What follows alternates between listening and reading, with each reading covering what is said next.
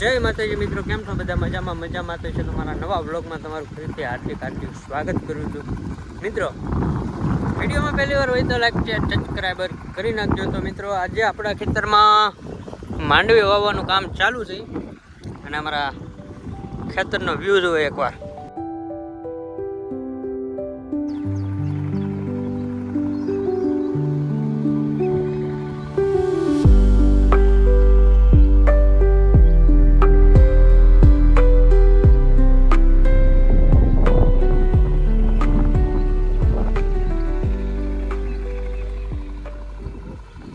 તો મિત્રો, તમને એક વાત જણાવું. આ મારો ભાઈ છે નાનો, એને સોશિયલ મીડિયામાં બહુ શોખ છે, બહુ વિડીયો બનાવવાનો શોખ છે. પણ અત્યારે એની ઉંમર નાની છે, એટલે ભણવાની ઉંમર છે, એટલે પહેલાં ભણી લેવાનું ને પછી સોશિયલ મીડિયામાં આગળ વધવાનું. મારી ઘોડે એ પણ વિડીયો બનાવશે, પણ પહેલાં ભણશે પછી વિડીયો બનાવશે. તો મિત્રો, નાના છોકરા હોય ને એને શોખ તો ઘણો હોય, પણ પહેલાં આપણે એને ભણવામાં ધ્યાન દેવાનું. મિત્રો, આપણા વાડીને હેડે આવ્યા ને એક બસ્તી જોવા મળ્યું, તમને પણ બતાવ્યું દઉં.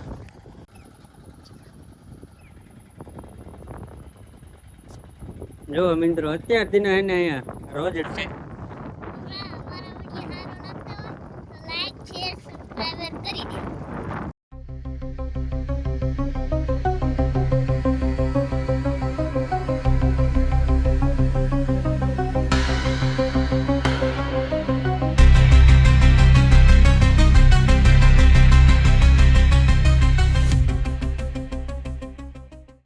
અત્યારે મિત્રો આપણે છે ને આ દટાણા હોય ને દાણા આવી રીતના આમ દાણા હોય ને ઉગાડી ઉકેડી, એટલા માટે એને દાટવા પડે.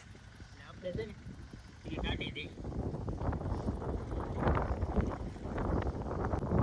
મિત્રો, તમને એક વાત કહી દઉં, સોશિયલ મીડિયામાં આગળ વધવું હોય ને તો તમારે કન્ટિન્યુ વિડીયો બનાવવાનું ચાલુ રાખવાનું. ઘણા એમ કે વિડીયો બનાવવાથી શરમ આવે. કોની શરમ? કઈ વાતની શરમ?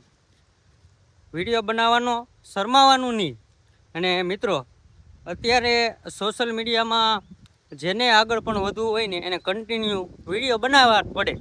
અને કન્ટિન્યુ તમે 100-150 વિડીયો બનાવો ને એટલે ઓટોમેટિક તમારું આગળ આવો જ દી અને બંધ નીકળી દેવાનું. ઘણા એમ કરે છે કે અધવસાળે વિડીયો બનાવે, 10-15 વિડીયો બનાવે, 20 વિડીયો બનાવે, 50 વિડીયો બનાવે, વ્યૂ ન આવે, સોટી જાય.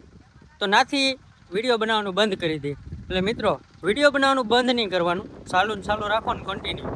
આજની તો કાલ સફળ થઈએ. આપણે મહેનત કરીએ એટલે ઓટોમેટિક સફળ તો થાય. ગમે એ કામમાં મારે મહેનત તો કરવી જ પડે. અત્યારે આપણી વાડીમાં મગફળી વાવવાનું તો કામ ચાલુ જ છે. ચોમાસું થઈ ગયું એટલે વાવણી મસ્ત મજાની થઈ ગઈ છે. અને આપણી વાડીમાં અત્યારે મગફળી વાવવાનું કામ ચાલુ છે. અને એક બીજી વાત જણાવી દઉં, મારે 5 વીઘા જમીન જે છે એ જમીનમાં મેં 180 રોપા નાળિયેરી વાવેલી છે. તમે જોઈ શકો છો, નાળિયેરી ખૂબ મસ્ત મજાની નાળિયેરી થઈ ગઈ છે.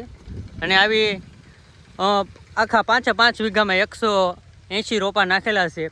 અને એક બીજું, જે આ નાળિયેરીની વસાળે જે જગ્યા છે ને એમાં કાલે સરીગવા સોંપવાના છે.